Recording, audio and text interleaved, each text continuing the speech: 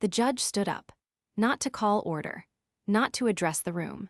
He stood up because what I had just placed on that table, a document that had been hidden in a shoebox under a false floor in my mother-in-law's attic for 8 years, made him physically rise from his chair in a way I had never seen a judge do before.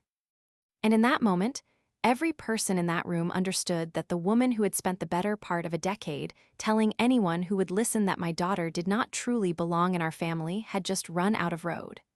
I need you to understand something before I tell you the rest of this. Some people who know us, people who sat at holiday tables with us, people who watched this happen and said nothing, have told me I went too far, that I humiliated her, that I should have handled it privately. I want you to tell me whether you think they are right, because I have gone back and forth on it more times than I can count, and I still land in the same place every single time. She hid my daughter's birth certificate for 8 years. And when the school called to say my 6-year-old could not begin first grade without it, she sat across from me at the kitchen table and told me she had no idea where it was. That is where we begin. The school administration office at Hillcrest Elementary sits at the end of a long corridor, with bulletin boards lining both walls, crayon drawings and construction paper handprints in every color. It is the kind of hallway that is supposed to feel warm.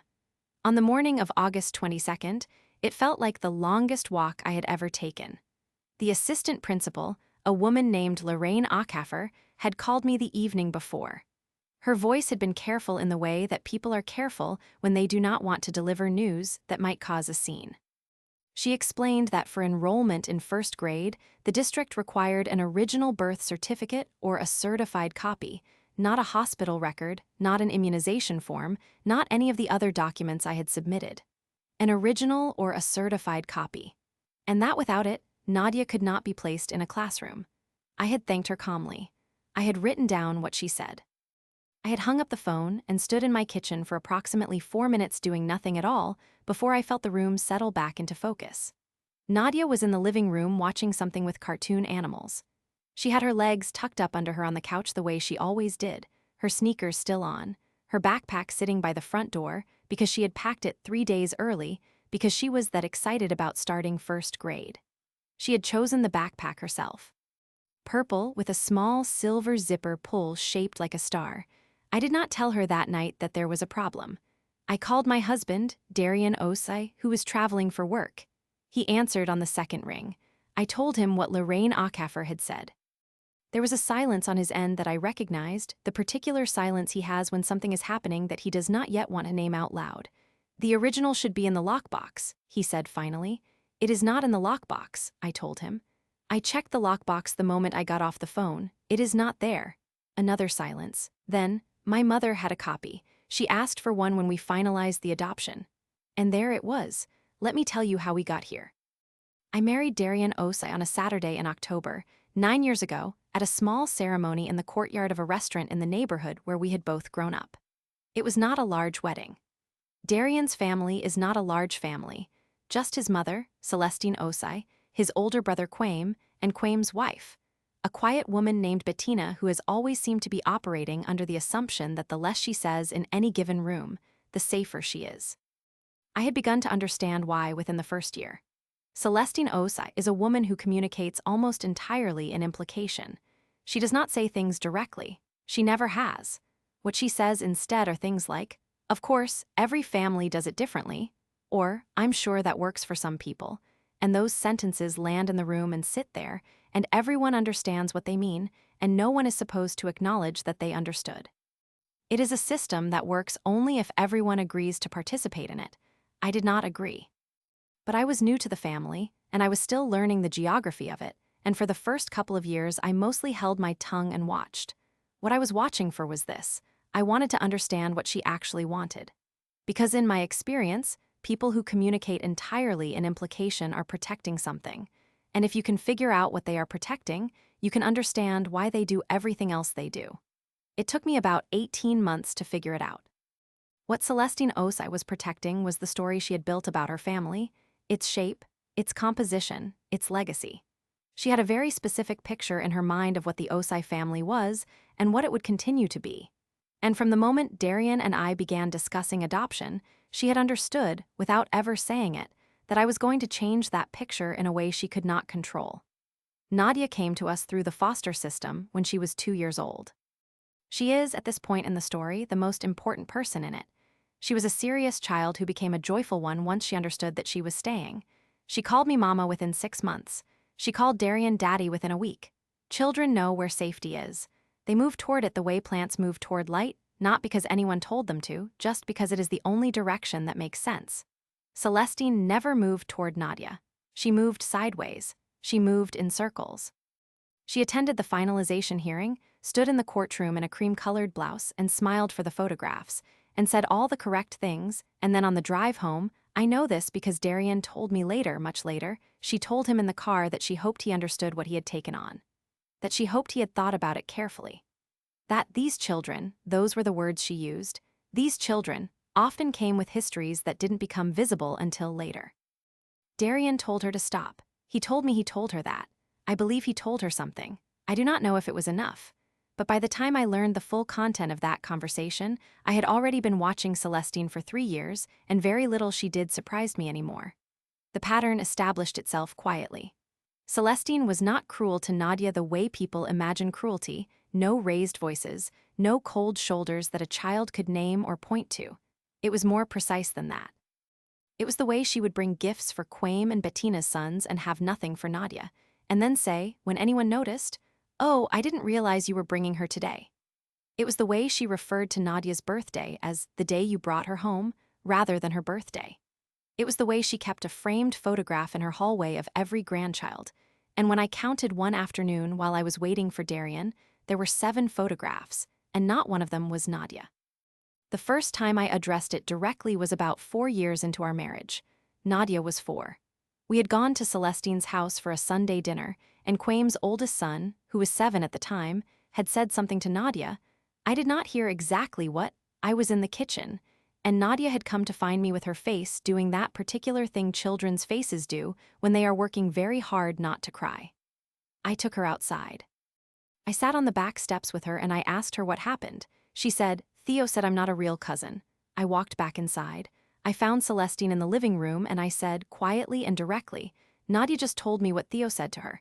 I need that to be addressed right now, and I need it to not happen again." Celestine looked at me with an expression that was almost admiring in its composure. "Children say things," she told me. "You can't control everything they pick up. You can control what they are taught at home," I said. She smiled. "Of course." A pause. "More tea?" I looked at her for a long moment. Then I went back outside, gathered Nadia, told Darian we were leaving, and on the way home I told Nadia that Theo was wrong, that cousins are people who love each other, that she had every right to be exactly where she was in this family, and that anyone who said otherwise was confused about how families work. Nadia, 4 years old, wiped her nose on her sleeve and said, "Even Grandma Celestine?" I said, "Even Grandma Celestine." We did not go back to Sunday dinners for 3 months after that. When we returned, the invitation had been reformatted as a birthday party for one of Quaim's boys, and there was no moment to avoid, and Celestine greeted Nadia at the door with a wrapped gift and a kiss on the forehead, and Nadia, who was 4 and generous in the way children are when they want badly to belong, lit up completely. I watched Celestine's face in that moment. There was satisfaction in it, not warmth. Satisfaction. The satisfaction of a person who has successfully reset a situation to the configuration they prefer. I filed that away. I kept filing things away. My professional life during those years was something Celestine had very specific opinions about, communicated in her precise and indirect way. I had built, over about 6 years, a small but profitable commercial real estate consultancy. I started it the year Nadia came to us, partly because I wanted schedule flexibility, partly because I had been watching an opportunity in the market close enough that I was confident I could move on it.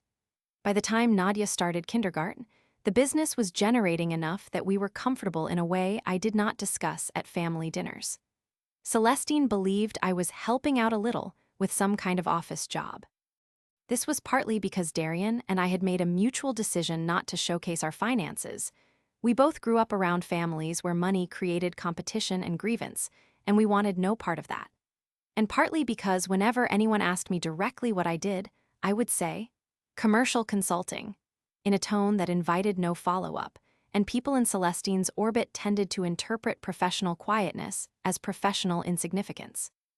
One Sunday afternoon, about 2 years before the school called, Celestine mentioned in her way, which is to say she did not exactly say it but arranged a sentence so that it meant it, that she hoped Darian was not overextended, that carrying a household on one income was a strain she would not wish on anyone, and that she had always thought it was important for a woman to have something sustainable. She said this over a bowl of soup. She was looking at the soup when she said it. Bettina, across the table, made a small adjustment to her napkin. I looked at Celestine and thought about the fact that I had, the previous Tuesday, closed a commercial lease consultation on a warehouse district development worth enough in commission that it would have made her set down her spoon. I thought about the fact that our mortgage was paid. I thought about the college fund I had been building for Nadia since the week her adoption was finalized, already at that point, at $65,000. You're right, I told Celestine. Sustainability is so important. She nodded, satisfied. I picked up my spoon. If you have ever been counted out by someone who should have been paying closer attention, you already know what that particular silence tastes like. It is not bitter. It is not even satisfying exactly. It is more like fuel. You absorb it, you convert it, you keep going. The birth certificate had lived, from the time of finalization, in the lockbox in our home office alongside our passports and marriage certificate and the finalization decree. I had seen it there many times. I am not someone who maintains important documents carelessly.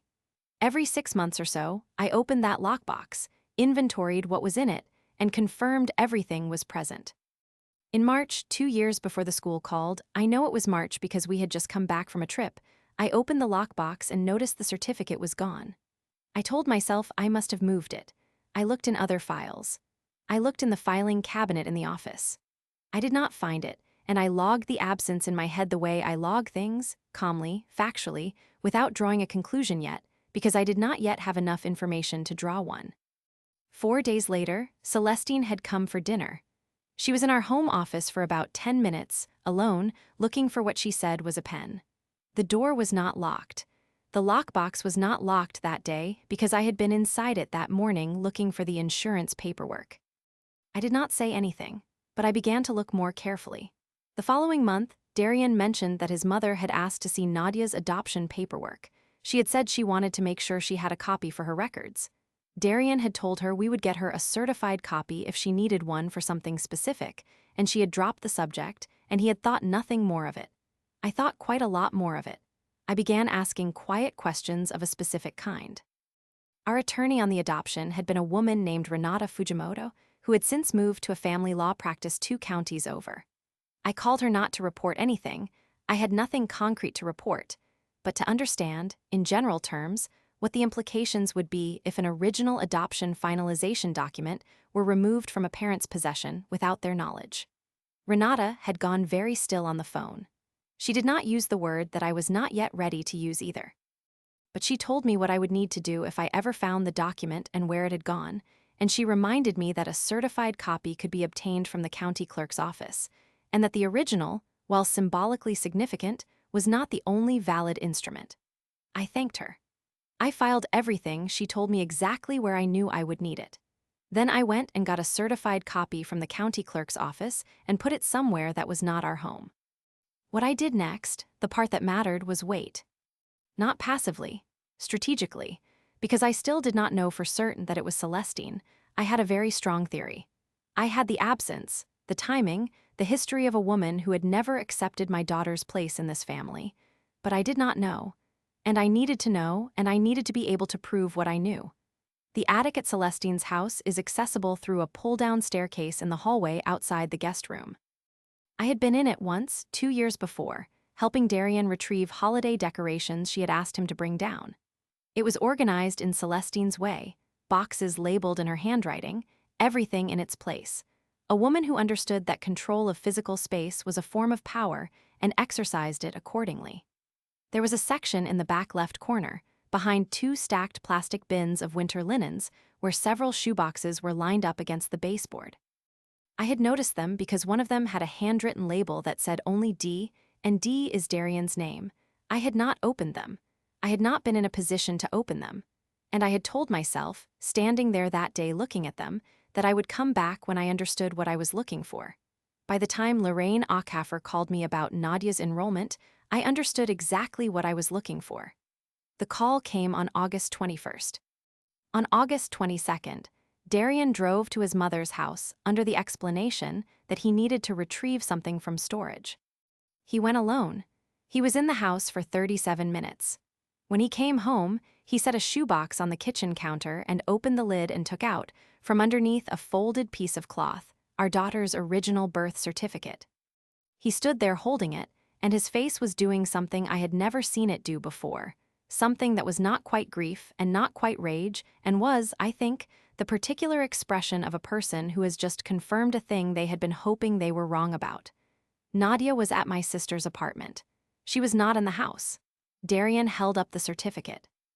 Underneath it in the box, there was also a letter handwritten in Celestine's script that began with the words, "I am doing what is necessary to protect this family's future." I did not read the rest of it that night. I photographed it carefully with my phone. I photographed every page. I photographed the box, the cloth, the placement, the label. Then I called Renata Fujimoto. She answered on the third ring. I told her what we had found. She did not seem surprised. She told me she would need 24 hours. She told me to bring the documents to her office the next morning and to not discuss the matter with Celestine before we spoke. I said I understood. I went into Nadia's room, which she was not in, and I sat on the edge of her bed in the dark, with her purple backpack still by the front door and her first-grade classroom assignment still printed and taped to the refrigerator. I sat there for a while. Then I got up, smoothed the comforter where I had sat, turned off the light, and walked out. We had an enrollment meeting scheduled for August 23rd. I arrived with the original certificate, the certified copy I had obtained 18 months earlier from the county clerk, the adoption finalization decree, the letter from the shoebox, and Renata Fujimoto, who sat beside me in that corridor with the crayon drawings on the walls looking like a person who has prepared for precisely this situation. What I did not yet know, walking into that meeting, was that Celestine had received a phone call from the school the previous evening. Apparently she had been listed as an emergency contact in an old enrollment form from Nadia's pre-K year, and that she had decided to come. She was sitting in the hallway outside the administration office when we arrived. She looked at me. She looked at Renata. She looked at the folder in my hands. Something shifted in her face that I had never seen shift before. She stood up when she saw us, not quickly. Celestine does nothing quickly. She rose from the chair in the hallway outside Lorraine Ackhafer's office the way she does everything, with deliberateness, with the posture of a woman who has never once in her life believed she was in the wrong room. She was wearing a gray wrap dress and her good earrings, the gold ones she saves for occasions she considers significant. She had dressed for this. She had known we were coming and she had dressed for it, which told me everything I needed to know about what she believed was going to happen here. Her eyes moved from my face to Renata's, then to the folder under my arm. Her expression did not collapse, it recalibrated, a small, almost invisible adjustment the way a compass needle shifts when it detects a new variable. "Adiz," she said, my name, nothing else, no warmth in it, no hostility, just the word, deployed like a marker she was setting down. Renata stepped forward before I could answer.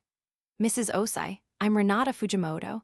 I'm representing Adiz and Darian in this matter. If you're here for the enrollment meeting, I'd ask that we conduct it with the school administration present, all of us together." Celestine looked at her for a long moment. Then she turned to me and said, in a tone designed to exclude Renata from the conversation entirely, "I came because I was worried about Nadia. That is all." "Then we all want the same thing," I told her. "Let's go in. What happened in that meeting is the end of the story. I need to tell you how I got to that table with everything I had, because the folder under my arm was not an accident. It was not luck. It was not even entirely about the birth certificate. The birth certificate was the match, but I had been building the fire for a long time. After I spoke with Renata on the evening of August 22nd, I did not sleep more than 2 hours. Not because I was frightened. Because my mind was running the logistics of the next 24 hours with the kind of focused energy that, for me, looks like calm from the outside and feels like controlled fire from the inside. Darian sat at the kitchen table until nearly 2 in the morning, reading and rereading his mother's letter from the shoebox. I watched him the way you watch someone absorb something that is reorganizing their understanding of a person they have loved their whole lives. He did not cry. He pressed his thumb against the corner of the paper, repeatedly, the way he does when he is working something out, and at one point he set the letter down flat on the table and put both hands on top of it like he was trying to keep it from moving. She wrote that she did it to protect the family, he said. Not to me exactly, more to the table. I know, I had read it by then. He lifted his hands from the letter. She doesn't think Nadia is family. There was nothing to add to that. It was accurate. It was the thing we had both been navigating around for years, the thing that had been communicated in 100 oblique and careful ways, and now it was written down in Celestine's handwriting, and there was no more navigating around it. I reached across the table and put my hand on his. He turned his hand over and held mine, and we stayed like that for a while without talking. That is the moment I want to hold on to from that night. Not what came before it, not what came after. Just that. I need to go back about 14 months, to the first week of June the year before, because that is where the preparation actually began in earnest, or rather, where the preparation I had already been quietly running shifted into a different gear. I had been building my consultancy for 6 years by that point. The details are less important than this. It was real, it was stable, and it had produced enough that Darian and I were operating from a position of security I was careful not to display. We lived in a house that was comfortable but not ostentatious. We drove practical cars. I did not wear my work to family dinners. This was partly temperament. I have never been interested in performing financial success for people who would use it as a measuring stick. It was also, I will be honest, partly strategic. Celestine's family operated on a specific hierarchy of worth, and that hierarchy was organized around money and legacy, and I had learned early that the moment I introduced real numbers into her ecosystem, the dynamic would shift in ways I was not yet ready to manage. I was building something. I needed space to build it. Silence was the cheapest, most effective fence I had. But 14 months before the school called, something changed. I had been approached by a development group out of Atlanta, a firm called Meridian Landholdings, about a consulting contract on a mixed-use project in our metro area. The scope was larger than anything I had taken on before. The contract value was enough that I read it 3 times and then called my accountant, a man named Gordon Asser, who has the particular gift of communicating alarm without ever raising his voice. This is real, Gordon told me over the phone, with the specific flatness he uses when he wants me to understand he is not being complimentary but factual. You are going to need to restructure before you sign. I know. You are going to need a separate entity, liability insulation, a new operating agreement. I know, Gordon. A pause. Then, have you told Darian the full number yet? I had not. Not because Darian and I kept financial secrets from each other, we did not, but because I had not finished building the structure around it yet, and I do not present things until they are complete. That is also temperament. I called Renata, who by this point had become something more than the attorney who had handled Nadia's adoption. She had become the person I called when I needed to think through something that sat at the intersection of family and law and consequence. She was sharp in a way that did not advertise itself, which I had always respected. She helped me set up the new operating entity, walked me through what the contract would mean for our household's legal and financial position, and said, before I left her office, "If anything ever comes up around Nadia's documents, call me before you call anyone else." I had looked at her when she said that. "Why are you saying that now?" She met my eyes. "Because I have been your attorney on this adoption for 4 years, and I pay attention." I signed the Meridian contract on a Thursday in the 3rd week of June. By that Friday afternoon, I was back in my regular life, school pickup, dinner, helping Nadia with a puzzle she was assembling on the living room floor, and no one in Darian's family had any idea that anything had changed. The first close call came at Quame and Bettina's house, at a barbecue in late July, about 3 weeks after I signed the Meridian contract. Quame had recently started a financial services practice, and he was in the particular phase of entrepreneurship where everything you encounter becomes a potential client. He had been talking about the local commercial real estate market with a friend of his, a man named Terrence who worked in municipal development. And at some point, Terrence mentioned that he had heard a new consulting firm had come in on the Meridian mixed-use project, that they had been brought on as the primary market analyst, and that whoever it was had apparently negotiated a fee structure that made the established local firms look uncomfortable. I was standing 8 feet away, getting a drink, and I heard every word. Quame's friend said, supposedly it's a woman-owned shop, small operation. I couldn't find much about them publicly, but the Meridian people apparently went looking specifically. Quame laughed, the way he does when he finds something mildly improbable. In this market? Good for her, whoever she is. I took my drink and walked back to where Bettina was sitting, and I sat down and I said something about the weather, and the conversation moved on. That evening, driving home, Darian glanced at me from the driver's seat. That was you they were talking about, wasn't it? Yes. He was quiet for a moment. Then, carefully, Quame doesn't know. No, another beat. Are you going to tell him? I looked out the window at the streetlights. Not yet. Darian nodded slowly. He trusts my timing. It is one of the things I love most about him. He asked me one question, got a true answer, and accepted it, not because he was incurious, but because he understood that I had reasons and that when I was ready to share them, I would. The next morning, I called Gordon and told him to accelerate the restructuring timeline by 6 weeks.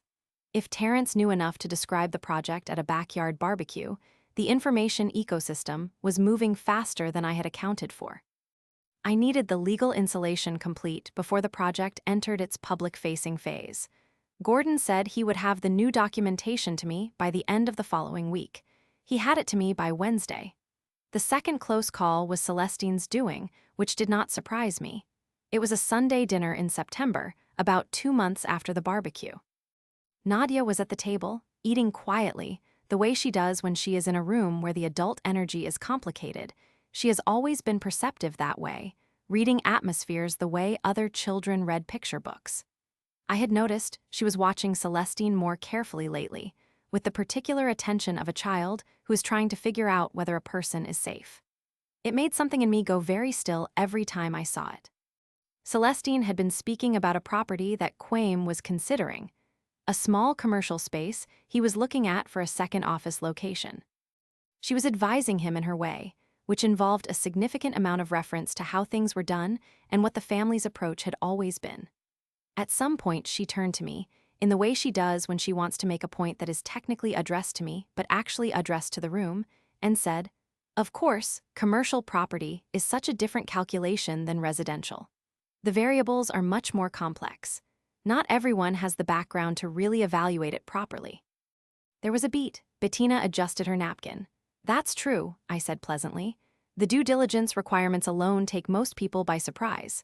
Celestine tilted her head. "Have you had much experience with it?" I looked directly at her. "Some."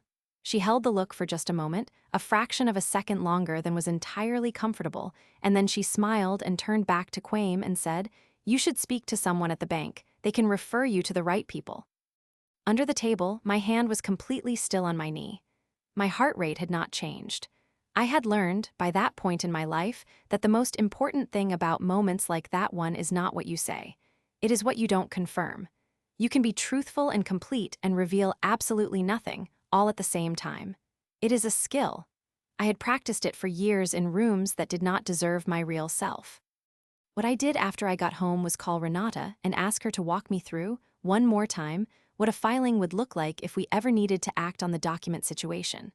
I did not yet have the birth certificate. I did not yet have proof of where it had gone, but I wanted to know every step of the corridor before I needed to walk down it fast. Renata ran through it with me from memory. She had already prepared the framework. She does not wait to be asked twice for things that matter. "Are we getting close?" she asked when we were done. "I don't know yet," I told her, "but I want to be ready." The third close call was the one that nearly broke the arrangement open entirely. It was November, about 9 months before the school called, and Darian's aunt, a woman named Constance who lives 3 hours away and visits infrequently enough that she exists in a slightly different information environment than the rest of the family, came to town for a few days. Constance has a quality I have always appreciated. She asks direct questions. She is not cruel about it, but she is not interested in the way her sister Celestine speaks, in sentences that mean other sentences. She just asks what she wants to know. We were at Celestine's house for a welcome dinner. Constance had been talking to me for about 20 minutes about the city, about development patterns she had noticed, about a mixed-use complex she had driven past on her way in that was apparently attracting a lot of attention. "It's that Meridian project," she said, gesturing vaguely toward the south side of the city. I read something about it. The consulting firm they brought on apparently did the market positioning from scratch. That's unusual. Meridian usually keeps that work in-house. She looked at me with the particular alertness of someone who is accustomed to reading people. Do you know anything about it? I thought you did some consulting. The table had about 8 people at it. Celestine was at the far end but not out of earshot. Quaim was directly across from me. Darian was next to me, and I felt, without looking, the slight adjustment in his posture. I set down my fork. I've done some commercial consulting over the years, yes. The Meridian project has good bones, strong location fundamentals. Whoever they brought on did solid work. Constance studied me for a half-second longer than a casual listener would. Then she smiled, slow and knowing, and said, "I'm sure they did." She turned to ask Celestine something, and the moment passed. But Quaim was looking at me from across the table, and his expression was the expression of a man who has just placed 2 separate pieces of information next to each other and noticed that they fit. He did not say anything. He would not say anything that night, and not for several months after. But the clock had started, and I knew it. The following morning, I called Gordon and told him I needed a full picture of our position, all entities, all accounts, everything structured and documented in a way that was clear and clean and court-ready if it ever needed to be. "Court-ready," he repeated. "Is there something happening?" "Not yet," I told him. "I want to be ahead of it." He sent me the complete documentation package 12 days later. I read every page. I signed what needed signing. I put the full package in a fireproof case in our home office, and I put a second copy in a safe deposit box at the branch on Meridian Avenue that I have used for 8 years. Then I called Renata one more time. "Everything is in order," she told me, with the particular efficiency she uses when she wants me to understand that she has not simply been responsive but proactive, that she has been watching and preparing alongside me. If something breaks open, we move within 48 hours. I thanked her. I meant it completely. I hung up the phone and went to pick up Nadia from school. She came out of the building with a drawing she had made in art class, a house with 4 people standing in front of it, one tall, one medium, one small, one very small, labeled in her careful 6-year-old print.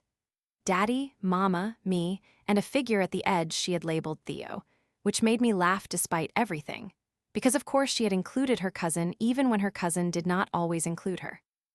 I folded the drawing and put it in my bag and held her hand all the way to the car. Everything that I had built, every structure and document, and carefully maintained silence, was about to be stress-tested in a school administration office in front of a woman who had spent 8 years trying to determine whether my daughter was real enough to count. And for the first time since I had understood what Celestine had done, I was not afraid of what was coming. I was ready for it. I want to know if you would have said what I said next, because I have replayed it more times than I can count, and I still believe I was right, but I want to hear from you. The enrollment meeting was scheduled for 10 o'clock on the morning of August 23rd. Lorraine Ackhafer had cleared an hour in her calendar. Renata had cleared her morning.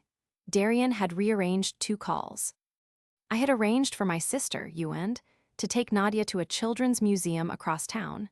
A real outing, not a pretense, because Nadia had been asking to go for 2 weeks, and because I needed her somewhere she was genuinely happy while the adults in her life handled what the adults in her life had created.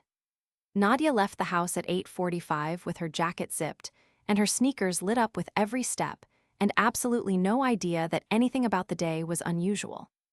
She kissed me at the door and told me she hoped I had a good day and said, with complete sincerity, "I'm going to see the dinosaur bones, Mama." Yuend winked at me over her head. I watched them get into Yuend's car and drive away. Then I went back inside and stood in the kitchen for 60 seconds and let myself feel the full weight of what I was about to do. Not fear, not hesitation, something more like calibration. The way you check your footing before you step onto terrain you have been studying from a distance for a long time. I picked up my folder. I picked up my bag. I drove to Hillcrest Elementary. What I had not accounted for, the only variable I had not fully planned around, was Celestine being there before us. I had known there was a possibility. When Darian told me, the night before, that she had been called by the school as an emergency contact from an old form, I had processed it as information and decided it did not change my approach. What I had not fully gamed out was the specific effect of walking into that hallway and seeing her standing there already composed, already positioned, wearing her good earrings like she had come to preside over something. It changed nothing strategically. But it changed the emotional geometry of the room, and I want to be honest about that, because I think it matters. Celestine has a way of occupying space that communicates, without words, that she was there first and therefore has standing you do not have. I had felt it at every family gathering for 9 years. I felt it in that hallway. And the thing I want you to understand is that feeling it and being affected by it are two different things. I felt it. I was not affected by it. I had stopped being affected by it sometime around the 2nd year of our marriage, when I understood that her authority over me existed only to the degree I consented to it. I had stopped consenting a long time ago. Renata handled the introduction to Lorraine Ackhafer efficiently. We were led into a conference room off the main office, a small room with a round table and 4 chairs and a window that looked out onto the parking lot. Celestine was invited in as well, since she was listed on school records. She sat down across from me. Lorraine Ackhafer sat at the head of the table. Renata sat to my left. Lorraine placed a printed form on the table. Thank you all for coming in. I want to resolve this as quickly as possible so that Nadia's enrollment is not further delayed.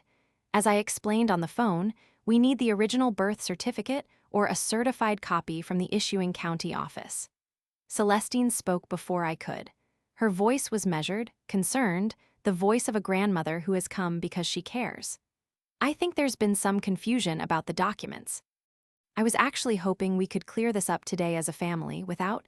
She paused, with a glance toward Renata that communicated, with precision, that Renata's presence was an escalation she found distasteful, without it becoming more complicated than it needs to be.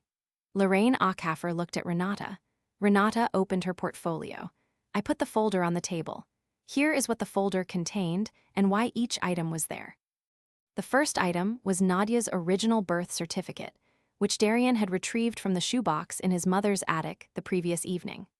The second item was the certified copy I had obtained from the county clerk's office 18 months earlier, which I had kept in the safe deposit box on Meridian Avenue. The third item was a photocopy of Celestine's handwritten letter from the shoebox, the one that began with the words about protecting the family's future. The fourth item was a printed and signed statement from Renata's office documenting the chain of custody of the original certificate, where it had been stored, when it was last verified present, when it was first noticed absent, and where it was recovered. I had not told Celestine about the certified copy. That was the part she had not planned for, the part that made her plan structurally unsound from the moment she executed it. She had taken the original believing there was only one. She had not known about the copy. She had not known because she did not know me as well as she believed she did. I will come back to that. The call that had moved everything from contingency to execution had come 3 days before the school called Lorraine Ackhafer. It had not come from the school. It had come from Quaim. He called me on a Tuesday evening while Darian was putting Nadia to bed. I was in the kitchen. He asked if I had a minute to talk, which is not how Quaim usually opens a conversation, and so I sat down. He told me, with the specific discomfort of a man who has discovered he has been carrying information he should have surfaced sooner, that he had known for approximately 6 weeks that his mother had something of Nadia's in her house. He had not known what it was. He had seen her put something in the shoebox labeled D, and when he had asked, she had said it was old paperwork from when Darian was young, and he had believed her, and then he had seen the school's number in her call history, and something had unlocked in him that he could not explain but could not ignore. I didn't know what she took, he told me. His voice was flat in the way voices get when someone is angry at themselves. I want to be clear about that. I didn't know. I believe you, I said. A silence on the line. Then, Bettina knew something was wrong. She's been quiet about it because she didn't want to make things harder. I'm not saying that's right. I'm saying that's what happened. That explained Bettina and her napkin adjustments and her careful silences across 9 years of Sunday dinners. She had been reading the situation accurately the whole time and choosing the path of least internal conflict. I did not blame her. I understood her. But I also filed it away, because understanding is not the same as excusing, and Bettina would need to make her own accounting of her choices in her own time. Quaim, I said carefully. I need you to not say anything to your mother yet. A pause. What are you going to do? I'm going to make sure Nadia gets into 1st grade, I told him. That's all you need to know right now. He was quiet for a moment. Then, okay. That was the word that moved the timeline. That single word from Quaim, not an endorsement of my plan, not a declaration of alliance, just the word of a man who had been sitting on the wrong side of something and was now, quietly, stepping aside, told me that the family structure Celestine had relied on to insulate her actions was developing a crack. I called Renata at 8:47 that evening. File everything, I told her. Original timeline, all of it. There was a brief pause, the pause of a person who has had a document package sitting ready on their desk for months and is now being told the safety is off. I'll have it ready by tomorrow morning, she said. Are you prepared for how she's going to respond? Yes, I said. Are you prepared for how Darian is going to feel? That question landed differently. I held the phone and listened to Nadia laughing at something in the bedroom down the hall, Darian's voice low, doing one of his character voices from a book they both loved, and I said, I think so. We've talked about most of it, not all of it, but enough. Okay, Renata said. Then we're moving. I hung up and sat in the kitchen listening to the sounds of my house for a long moment. Then I opened my laptop and sent Gordon a short message asking him to prepare a summary of all entities and asset positions as of that date. He replied within 4 minutes, which told me he had been expecting it. The machine I had been building for 18 months was engaged and running. It had one direction now. Forward. There is something I want to say about why Quaim had not acted sooner, and why Bettina had not either, and why Darian himself, a good man, a present father, a person who loves his daughter without qualification, had not pushed harder when the earlier signs were there. I have thought about it a great deal. The answer is not that they are bad people. The answer is that Celestine is the organizing principle of that family.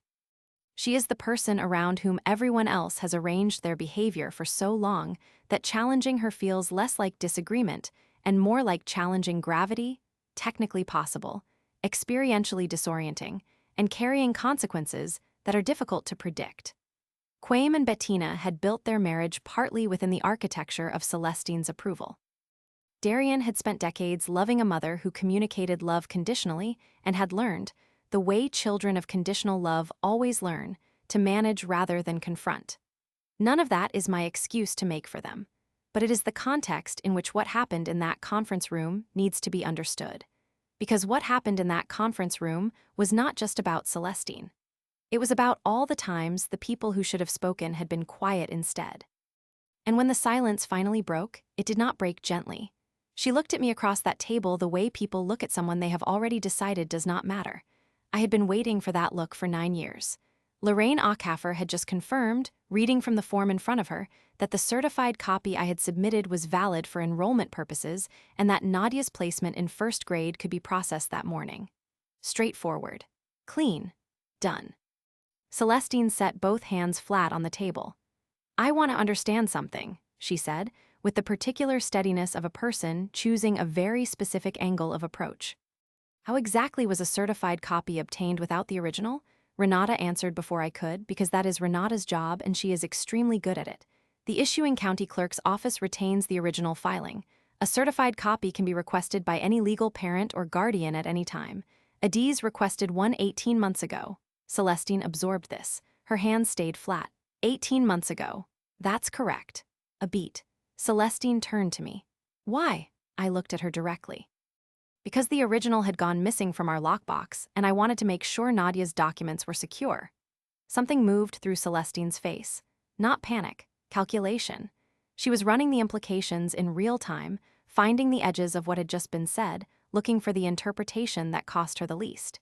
It was the expression of an extremely intelligent woman encountering a situation that has been more thoroughly prepared than she anticipated. Documents get misplaced, she said. I don't think this needs to be, Mrs. Osei.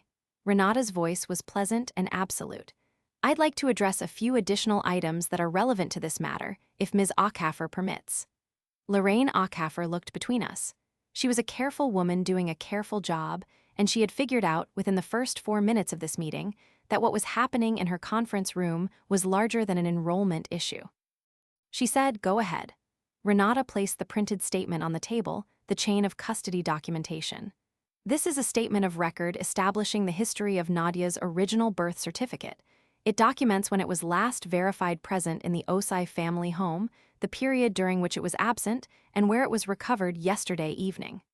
Celestine looked at the document. She did not pick it up. I don't know what that is supposed to mean. I put the letter on the table next to it, the photocopy of her handwriting. It means we found it, I said. In the shoebox, with this. The quality of stillness that came over Celestine in that moment was different from her usual composure. Her usual composure is performed. This was involuntary, the stillness of a person whose body has registered information before their mind has decided how to process it. Lorraine Auckhaffer looked at the letter. She could read the first line from where she was sitting. I watched her eyes move across it and watched her expression do something careful and controlled. She was a school administrator, not a judge, and she was making a precise internal calculation about what her role was in this room and what it was not. I wrote that letter, Celestine said, in a moment of concern for my family. That is not, she stopped. Started again. A letter is not evidence of anything except that I was worried. Worried enough to remove a legal document from your son's home without his knowledge, Renata said. She was not raising her voice. She did not need to. Celestine turned to me with something I had never seen on her face before, a direct appeal. Not to the room, not to the performance of reasonableness. To me, person to person, stripped of the usual indirection. Adiz, I want to speak with you privately. I know you do, I said. But we're going to finish this here. Lorraine Auckhaffer asked to see the original birth certificate at that point for her own enrollment records. I slid it across the table. She examined it with the focused attention of someone who is also buying herself a moment to think, and then she said, quietly, everything appears to be in order for enrollment. Nadia can begin Monday. She paused. I do need to note that what's been described here regarding the removal of the document may need to be reported to the appropriate authorities. I'm not making that determination right now, but I want everyone in this room to understand that it may happen. Celestine's chin came up. I am her grandmother. Yes, Lorraine said carefully, and that may be taken into account, but it doesn't change what the document is or where it was found. Celestine turned from Lorraine to Renata to me, and then she did something I had not expected. She looked at the letter. She looked at her own handwriting. And for just a moment, one small, almost invisible moment, something behind her eyes shifted, not into remorse exactly, but into something adjacent to it. The recognition, maybe, of a person seeing their own stated intention in print for the first time and understanding how it reads to someone who is not inside their reasoning. It lasted about 2 seconds. Then it was gone. I did what I believed was right, she said, not to me. To the table, or to some internal audience I was not part of. I did what any mother would do to protect her family. The internal sandwich of that sentence hit the room differently than she intended.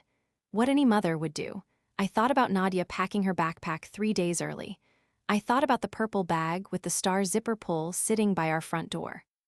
I thought about a 6-year-old who had never once, not once in her life with us, been given any reason to question whether she was home. I said, Nadia is your family. She has been your family for 4 years. The certificate says so. The court says so.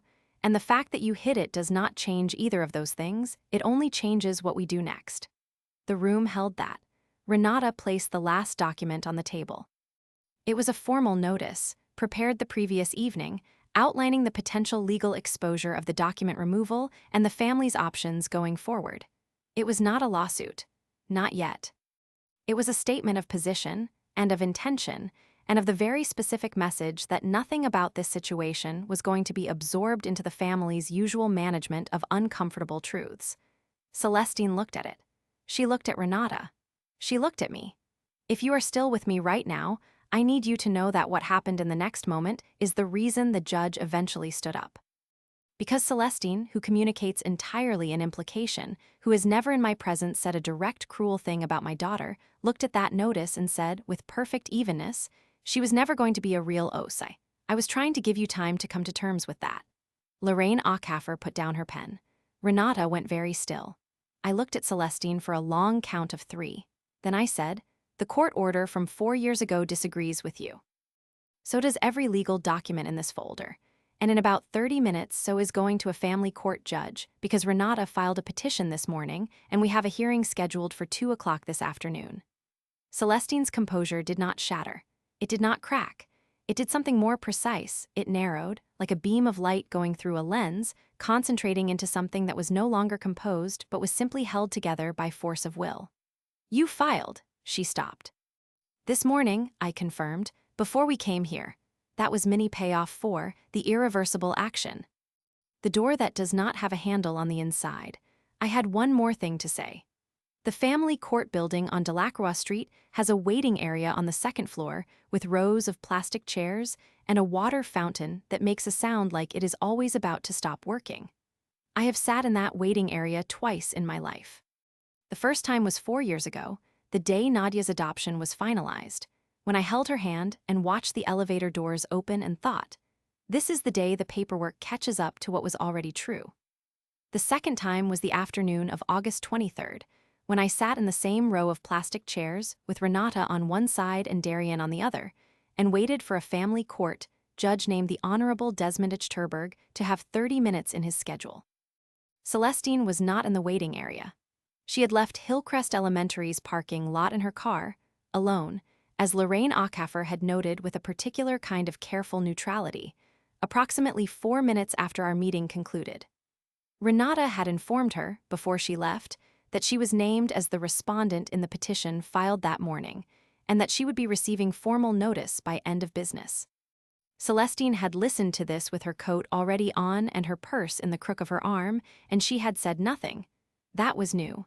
Celestine always has something to say. The silence was its own kind of answer.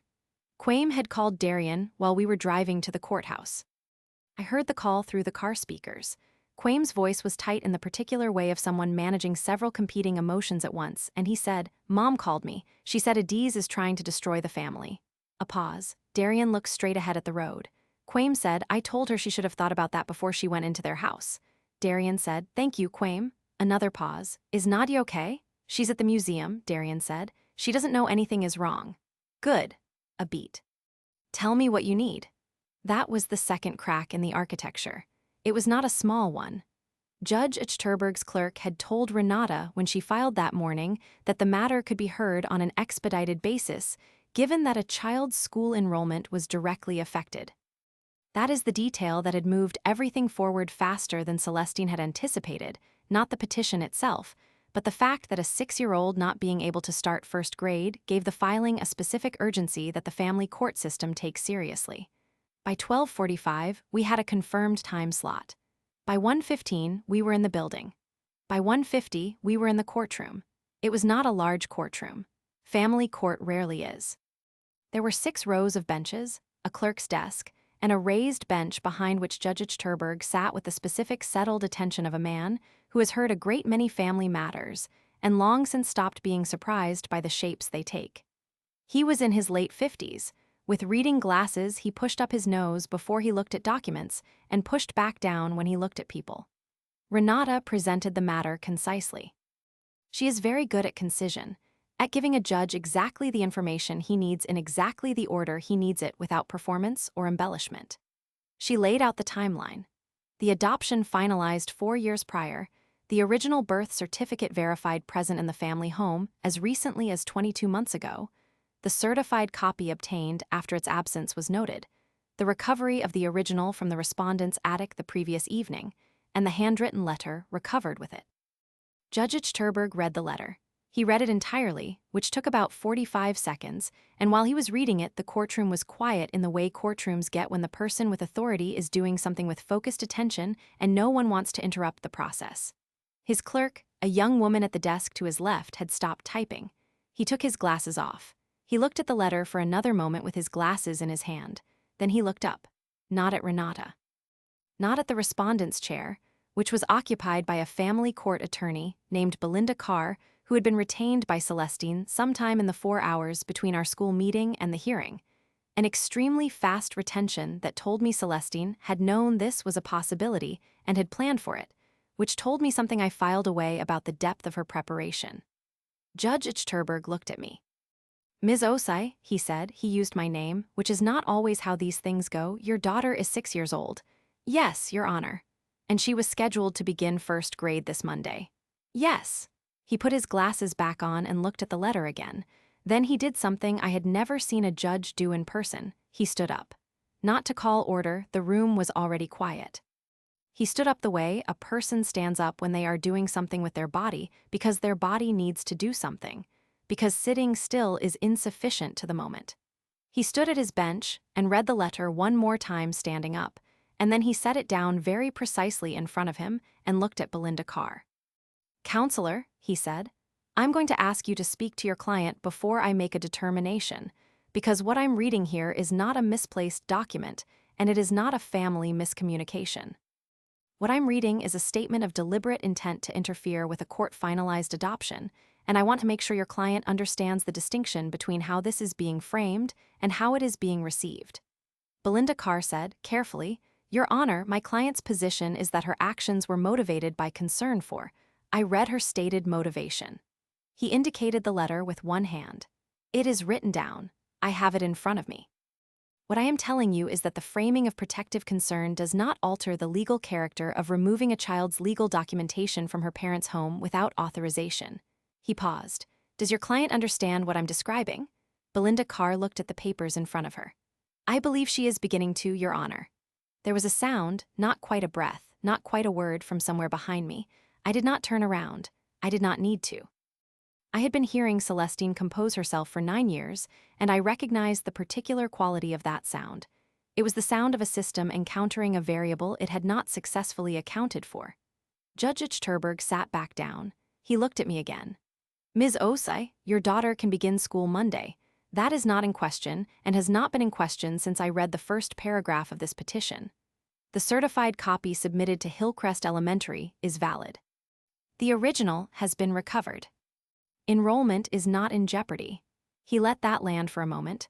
Then, "What is in question is what this court does about the manner in which it was removed." He picked up the chain of custody statement that Renata had filed.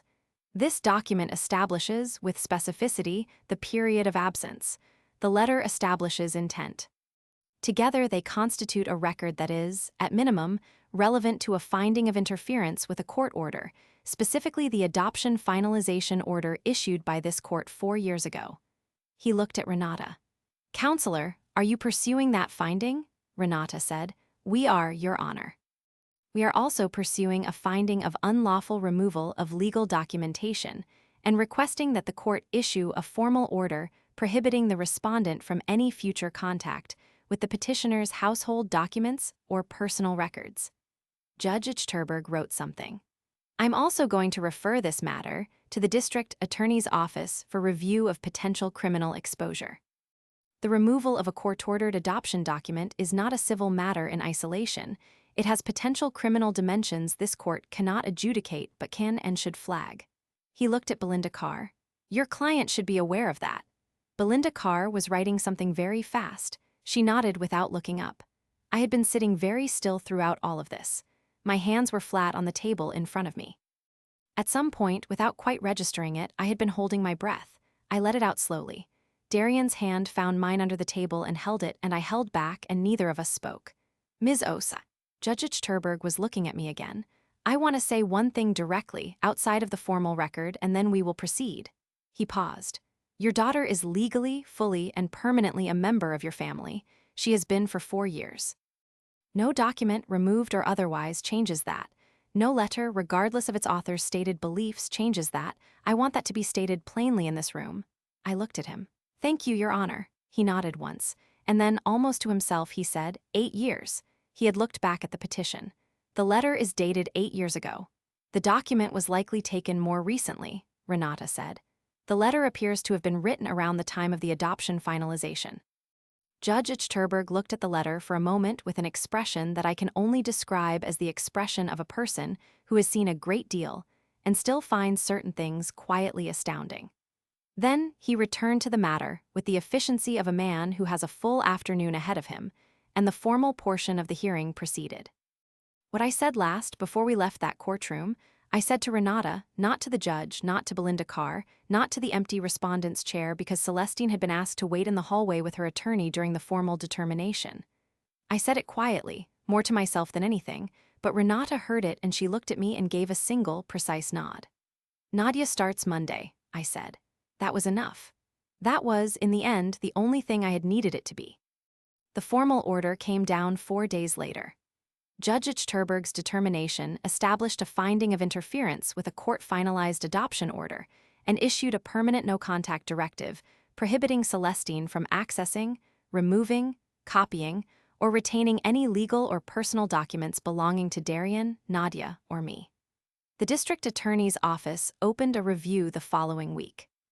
That review, 3 months later, resulted in a criminal charge of unlawful removal of legal documentation, not a misdemeanor, a felony, on the grounds that the document was a court-issued adoption instrument. Celestine entered a plea agreement in November that included 2 years of probation, mandatory family law compliance education, and a formal letter of acknowledgement to the court regarding the removal. She did not send a letter to us. I did not expect one. Quaim called Darian the day the plea was entered. He was not calling to defend his mother. He was calling to say that he and Bettina had talked, and that they understood if we needed time, and that whenever we were ready, they were there. Bettina sent me a text message the same afternoon, just a few sentences, carefully worded, the message of a person who has been quiet for too long and is not entirely sure how to begin being otherwise. I appreciated it for what it was. We had dinner with them in December, just the 4 of us and their boys, and Nadia spent most of it teaching Theo a card game she had learned at school. He was, to his credit, a willing student. The Meridian project completed its first phase in the spring of the following year. The consulting contract had performed as projected. Gordon prepared the year-end summary and called me afterward with the specific flatness he uses for good news. "You're in a strong position," he said. Which from Gordon is equivalent to anyone else releasing balloons. I told Darian the full number the same evening. We were sitting at the kitchen table after Nadia was in bed. He listened, and then he sat back in his chair, and then he laughed, not a short laugh, a real one, the kind that surprises a person from the inside, and he said, "You built all of that." "We built all of that," I told him. "You were here every night. You took every school pickup when I had a site visit. That counts." He looked at me for a moment. "You're going to argue the point?" "Always," I said. He shook his head, still smiling, and got up to make tea. Nadia finished first grade in June. She got a certificate at the end-of-year assembly for reading the most books in her class, 41 books, which her teacher announced to the assembled families with genuine enthusiasm. Nadia accepted the certificate with the seriousness of a person receiving an important state document, which made me laugh until my eyes watered. She still has the purple backpack. The star zipper pull is a little bent now from regular use, but she will not replace it. I drive past Hillcrest Elementary sometimes on the way to a site visit, and I think about that corridor with the crayon drawings. I think about walking down it on August 23rd with a folder under my arm and a woman in good earrings already positioned at the end of it. I think about how long I had been carrying what was in that folder, and how it felt to finally set it down. I do not miss the strategy of silence.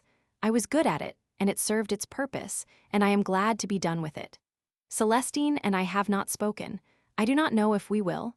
That is a question for a future version of this situation that does not yet exist. What I know is that Nadia asked me last month whether Grandma Celestine was coming to her birthday. I told her no, not this year.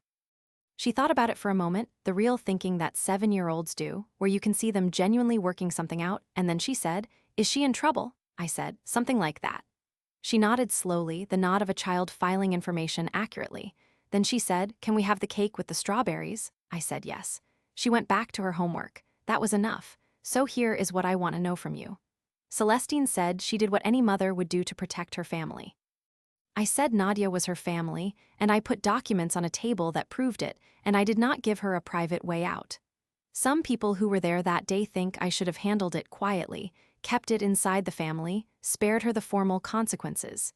Did I go too far, or not far enough? I genuinely want to know what you think.